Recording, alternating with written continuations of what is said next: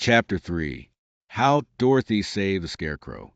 When Dorothy was left alone, she began to feel hungry. So she went to the cupboard and cut herself some bread, which she spread with butter. She gave some to Toto, and taking a pail from the shelf, she carried it down to the little brook and filled it with clear, sparkling water. Toto ran over to the trees and began to bark at the birds sitting there. Dorothy went to get him and saw such delicious fruit hanging from the branches that she gathered some of it, finding it just what she wanted to help out her breakfast. Then she went back to the house, and having helped herself and Toto to a good drink of the cool, clear water, she set about making ready for the journey to the City of Emeralds. Dorothy had only one other dress, but that happened to be clean and was hanging on a peg beside her bed. It was gingham with checks of white and blue, and although the blue was somewhat faded with many washings, it was still a pretty frock. The girl washed herself carefully, dressed herself in the clean gingham, and tied her pink sunbonnet on her head. She took a little basket and filled it with bread from the cupboard, laying a white cloth over the top. Then she looked down at her feet and noticed how old and worn her shoes were. "They surely will never do for a long journey, Toto," she said. And Toto looked up into her face with his little black eyes and wagged his tail to show he knew what she meant. At that moment Dorothy saw lying on the table the silver shoes that had belonged to the Witch of the East. "I wonder if they will fit me," she said to Toto. "They would be just a thing to take a long walk in, for they could not wear out." She took off her old leather shoes and tried on the silver ones, which fitted her as well as if they had been made for her. Finally she picked up her basket. "Come along, Toto," she said. "We will go to the Emerald City and ask the Great Oz how to get back to Kansas again." She closed the door, locked it, and put the key carefully in the pocket of her dress. And so, with Toto trotting along soberly behind her, she started on her journey. There were several roads nearby, but it did not take her long to find the one paved with yellow bricks. Within a short time she was walking briskly toward the Emerald City, her silver shoes tinkling merrily on the hard yellow roadbed. The sun shone bright, and the birds sang sweetly, and Dorothy did not feel nearly so bad as you might think a little girl would have been suddenly whisked away from her own country and set down in the midst of a strange land. She was surprised, as she walked along, to see how pretty the country was about her.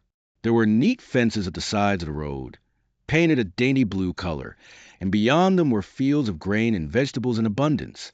Evidently the Munchkins were good farmers and able to raise large crops. Once in a while she would pass a house, and the people came out to look at her and bow low as she went by. For everyone knew she had been the means of destroying the Wicked Witch and setting them free from bondage.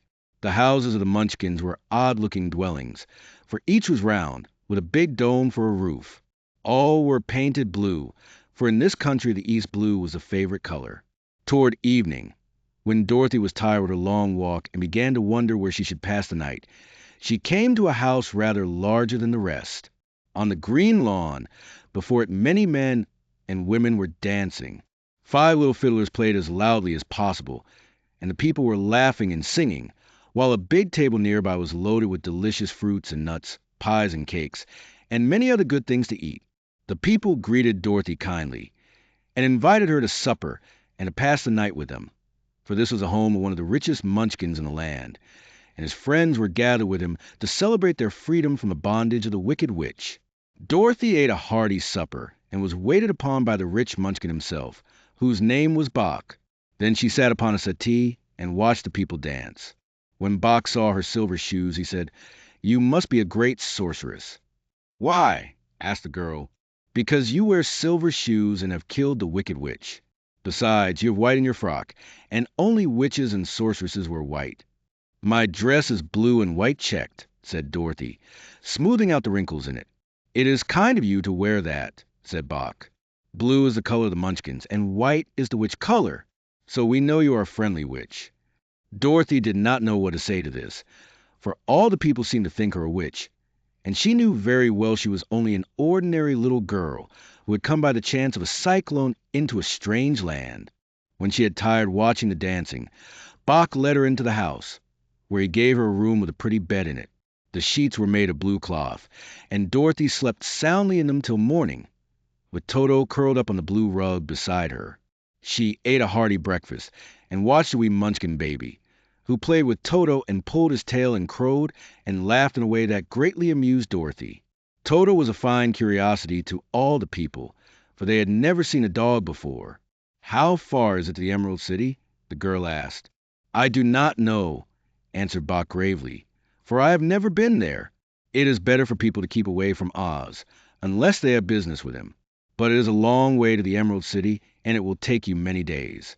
The country here is rich and pleasant, but you must pass through rough and dangerous places before you reach the end of your journey." This worried Dorothy a little, but she knew that only the Great Oz could help her get to Kansas again. So she bravely resolved not to turn back. She bade her friends goodbye, and again started along the road of yellow brick. When she had gone several miles, she thought she would stop to rest, and so climbed to the top of the fence beside the road and sat down. There was a great cornfield beyond the fence, and not far away she saw a scarecrow, placed high on a pole to keep the birds from the ripe corn. Dorothy leaned her chin upon her hand and gazed thoughtfully at the scarecrow. Its head was a small sack stuffed with straw, with eyes, nose, and mouth painted on it to represent a face. An old, pointed blue hat that had belonged to some munchkin was perched on his head, and the rest of the figure was a blue suit of clothes, worn and faded, which had also been stuffed with straw. On the feet were some old boots with blue tops, such as every man wore in this country, and the figure was raised above the stalks of corn by means of the poles stuck up its back. While Dorothy was looking earnestly into the queer, painted face of the scarecrow, she was surprised to see one of the eyes slowly wink at her. She thought she must have been mistaken at first, for none of the scarecrows in Kansas ever wink, but presently the figure nodded its head to her in a friendly way. Then she climbed down from the fence and walked up to it, while Toto ran around the pole and barked. "Good day," said the scarecrow in a rather husky voice. "Did you speak?" asked the girl in wonder. "Certainly," answered the scarecrow. "How do you do?" "I'm pretty well, thank you," replied Dorothy politely. "How do you do?" "I'm not feeling well," said the scarecrow with a smile, "for it is very tedious being perched up here night and day to scare away crows." "Can't you get down?" asked Dorothy. "No, for this pole is stuck on my back.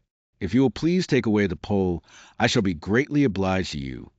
Dorothy reached up both arms and lifted the figure off the pole, for, being stuffed with straw, it was quite light. "Thank you very much," said the scarecrow, when it had been set down on the ground. "I feel like a new man." Dorothy was puzzled at this, for it sounded queer to hear a stuffed man speak, and to see him bow and walk along beside her. "Who are you?" asked the scarecrow when it stretched himself and yawned. "And where are you going?" "My name is Dorothy," said the girl, "and I am going to the Emerald City to ask the Great Oz to send me back to Kansas." "Where's the Emerald City?" he inquired. "And who is Oz?" "Why, don't you know?" she returned in surprise. "No, indeed. I don't know anything.